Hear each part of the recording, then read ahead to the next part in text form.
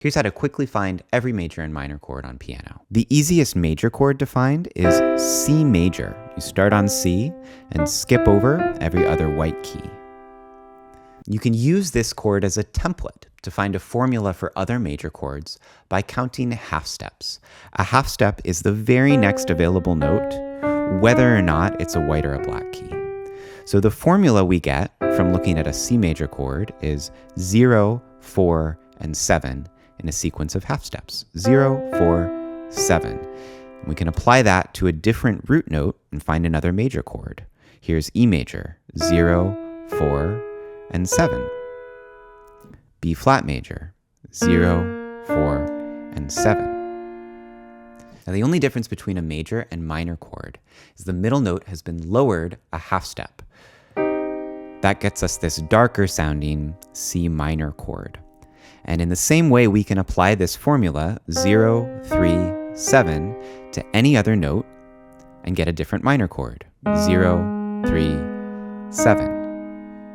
And that's it. You have your two formulas, 0, 4, 7, 0, 3, 7. If you ever forget them, you can just go back to your basic C major and C minor chords and find the formula again for yourself. If you'd like a 2-page reference guide, not only to these basic chords, but to every more advanced chord symbol, I have that for free at my website, pianofluency.com. Now, for those curious, let's talk about how this looks as you move past the beginner level.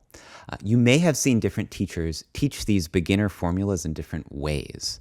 And that speaks to the fact that after the beginner stage, pianists do not use these half-step formulas to find chords. A more advanced way to find not only major and minor chords, but every kind of more advanced chord symbol is to reference the scale of the root note.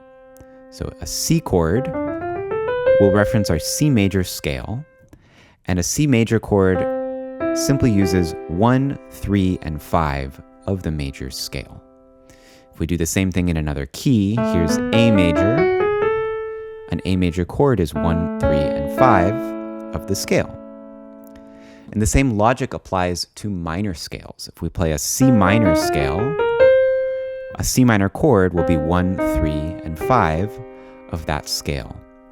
This explains why you might hear people referring to these chord tones as the third and the fifth, even though they're actually the second and third notes of the chord.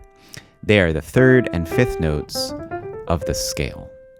So this is a more advanced approach because it requires knowledge of scales, but it's a lot quicker than counting half steps. And eventually your goal with any kind of theory rudiment like this is to get to the point where it's second nature and you don't have to think about it. You're just recognizing shapes.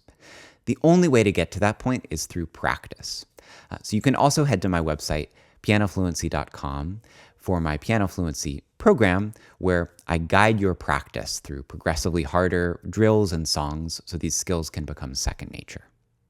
With that, my name is Ted with Piano Fluency. Thanks for joining me.